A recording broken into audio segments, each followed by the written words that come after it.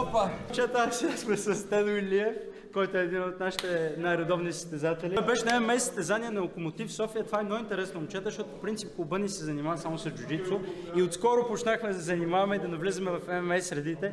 Надяваме се на голям интерес и повече състезатели. Какво ще кажеш като твое, мисля, че второ или трето ММА състезание, какви бяха чувствата, как се справи на състезанието?